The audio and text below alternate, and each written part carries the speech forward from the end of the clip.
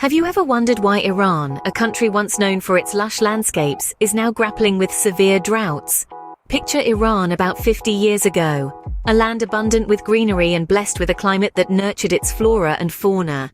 Fast forward to the present, and you'll notice a stark contrast. The verdant landscapes have given way to vast stretches of parched land, and the once thriving ecosystems are now struggling to survive. But what led to this drastic shift? As we peel back the layers of time, we discover that this transformation didn't happen overnight. It's been a slow, gradual process, a silent crisis unfolding right before our eyes. The culprit? Severe droughts that have plagued the region in recent years. Now you might wonder, why is this happening only to Iran? After all, its neighboring countries seem to enjoy regular rainfall and snowfall.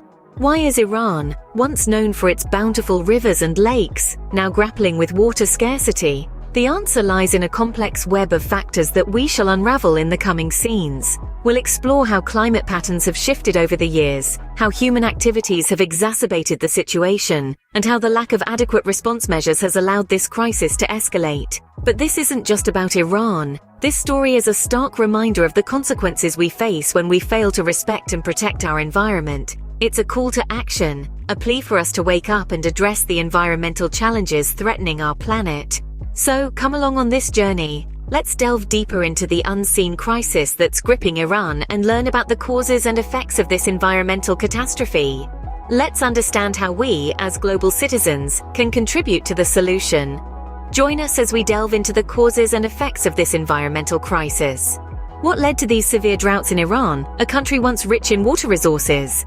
Now, that's a question that needs some serious investigation. So let's dig deep and trace the origins. The story begins about 50 years ago. Iran, a land known for its impressive water bodies, started experiencing significant shifts in its climate.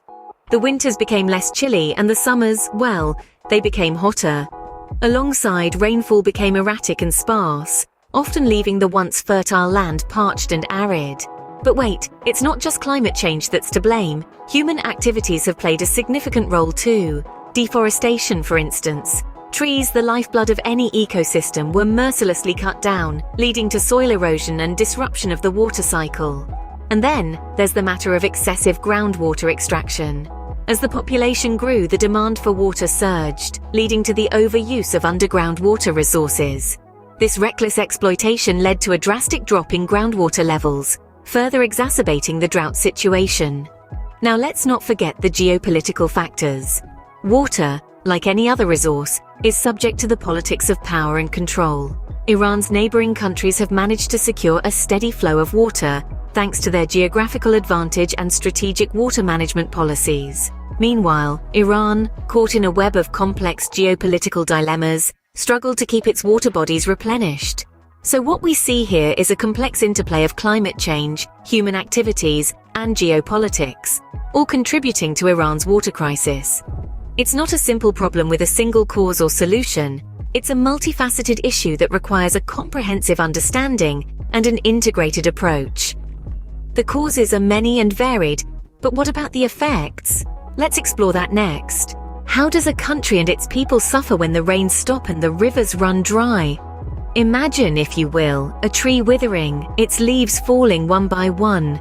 That's the plight of Iran's agriculture. Once a lush scene of diverse crops, the fields are now barren and desolate. The lack of rain and drying rivers have left farmers with parched lands, unable to grow their crops. The once thriving farms are now dust bowls, leaving the farmers with no choice but to abandon their lands. But it's not just the countryside that's affected. The cities too bear the brunt of this drought. Water, a resource we often take for granted, becomes scarce. Imagine turning on your tap and not a single drop comes out. This is a reality for many Iranians. Water shortages have become a daily struggle, affecting every aspect of life from cooking and cleaning to basic hygiene. Now let's talk about the economy. With agriculture taking a hit, the economy inevitably suffers. The loss of crops translates to a loss in revenue, and this affects everyone, from the farmer to the consumer. Prices soar and the cost of living becomes unbearable for many. And then there's the social impact. With farms drying up and cities running out of water, people are left with no choice but to migrate. They pack up their lives and move in search of better conditions, leaving behind their homes, their communities, their roots.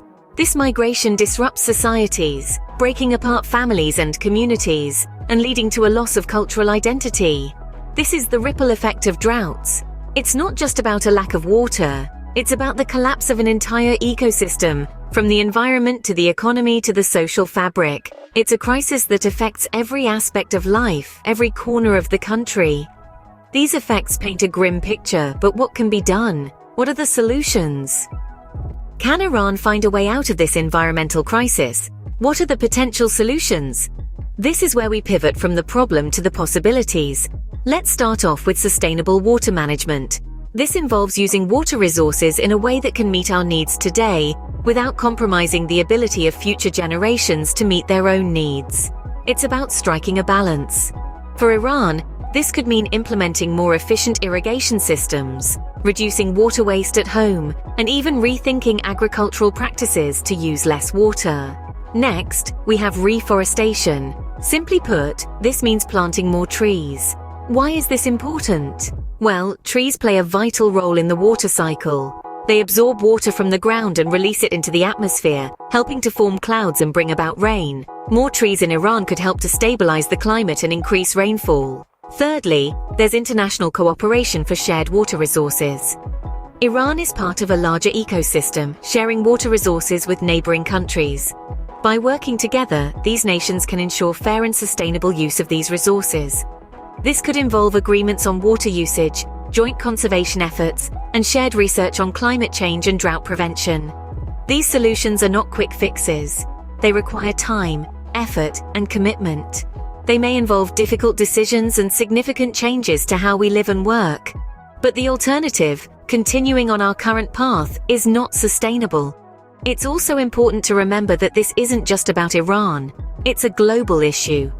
Droughts and water scarcity are affecting many parts of the world. The solutions we discuss here could be applied in other countries too. So yes, the situation is serious, but it's not hopeless. With the right strategies and a commitment to change, we can make a difference. We can create a more sustainable world for ourselves and future generations.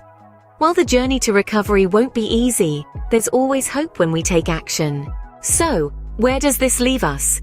We've traversed a journey through time and space, delving into the unseen crisis that is the recent droughts in Iran. We've looked back half a century, comparing the climatic conditions of yesteryears to today's troubling aridity.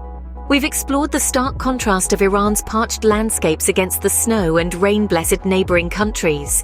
We've unraveled the causes, the ripple effects, and the potential solutions to this environmental crisis. We've discovered that the reasons for Iran's drought are multifaceted, lying within a complex interplay of climate change, mismanagement of water resources, and geographical factors. We've seen how the drought has rippled outwards, impacting not only the environment but also the socio-economic fabric of the country. From the dwindling of freshwater sources, the death of livestock, and the desertification of once fertile lands, to the displacement of communities and the stirring of social unrest, the effects have been far-reaching and profound. However, amidst the bleakness, we've also glimpsed potential solutions and rays of hope. From adopting efficient water management practices and harnessing the power of technology, to implementing sustainable agricultural practices and advocating for international cooperation, we've seen that the path towards mitigating this crisis is paved with possibility. Yet, the journey is far from over. The road to recovery is a long one, requiring collective will, proactive action, and steadfast commitment. It's a journey that requires each one of us to play our part, no matter how small or seemingly insignificant. Indeed, the narrative of Iran's drought is a stark reminder of our interconnectedness with the environment. It underscores the urgency of addressing environmental issues, not as isolated events but as part of a larger global narrative of climate change. As we witness the unfolding of this environmental crisis, let's remember that every action counts, and each of us can play a part in making a difference.